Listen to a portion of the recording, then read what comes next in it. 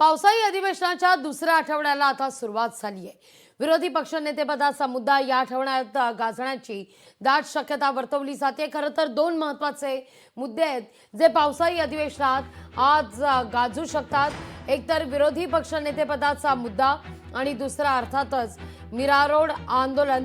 या दोघांचेही पडसाद आज सभागृहात कामकाजावर उमटण्याची शक्यता नाकारता येत नाही।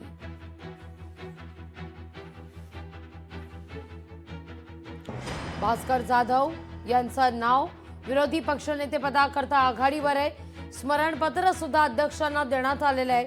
अद्याप निर्णय झालेला नाही। काल तर या सगळ्या संदर्भात निर्णय होईल, चर्चा होईल असं म्हटलं जात होतं, पण कालचा दिवस देखील असाच वादविवादात गेलेला आहे, आरोप प्रत्यारोपांमध्ये गेलेला आहे। आज पुन्हा हा मुद्दा सभागृहात गाजण्याची शक्यता आहे।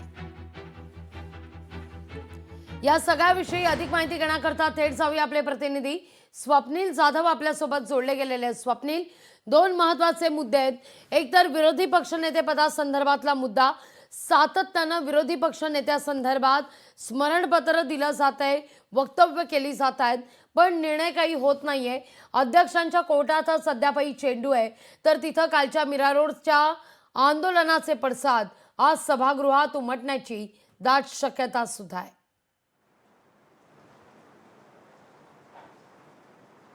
लागवी निश्चितच विधानसभा पावसाळी अधिवेशन सध्या सुरू आहे। विधानसभा असेल, विधान परिषद असेल, या दोन्ही सभागृहामध्ये मराठीच्या मुद्द्यांवरती चर्चा होताना मीरा रोडचा जो कालचा एकूणच मोर्चा होता, यामुळे उद्भवलेली परिस्थिती असेल, पोलिसांकडून करण्यात आलेली कारवाई असेल, या संदर्भात विरोधक आक्रमक झालेले आहेत आणि तो मुद्दा काल विधानसभेच्या पायऱ्यांवरती सुद्धा दिसला आणि विधानसभेत सुद्धा दिसला। मात्र काल या ठिकाणी सरन्यायाधीश भूषण गवई यांचा सत्कार सोहळा होता, त्यामुळे अधिक चर्चा झाली नाही। मात्र आज हा मुद्दा पुन्हा या ठिकाणी प्रकर्षाने समोर येईल आणि विरोधी पक्षनेते पदासंदर्भात जो काल महाविकास आघाडीच्या आमदारांनी पायऱ्यांवरती निदर्शनं केली, या ठिकाणी प्रतिसभागृहात एक भरवण्याचा प्रयत्न केला होता, भाषणं सुद्धा केली, तीच भाषणं आज पुन्हा विधानसभा सभागृहात पाहायला मिळतील। अध्यक्षांना उत्तर मागण्यात येईल। अध्यक्षांकडून जे दिरंगाई होते, कुठेतरी वेळ काढूपणा होतो, या संदर्भातील भूमिका काय आहे याची मागणी जी आहे ती खरं तर विधानसभा विरोधी पक्षनेते पदासंदर्भात सरकारची भूमिका असेल, याचं जे काही जबाब आहे तो विचारला जाईल। मात्र दुसरीकडे जर बघितलं तर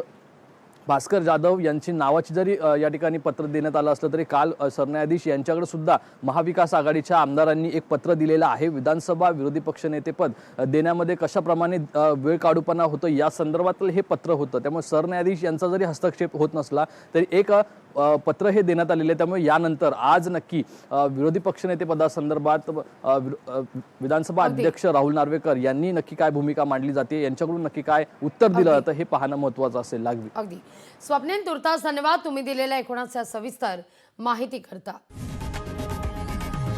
लोकशाही मराठी ऐका, पहा, जागरूक रहा।